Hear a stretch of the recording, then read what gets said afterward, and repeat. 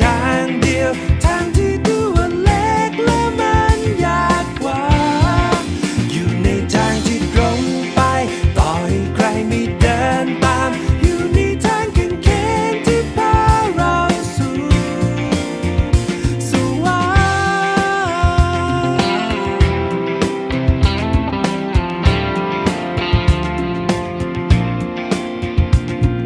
ค์ทางที่คนอื่นเดินด้วยกันแย่งไป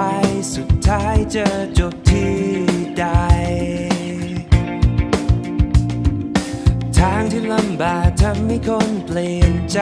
แต่ฉันยังจะเลือกไปแต่เส้นทางแห่ง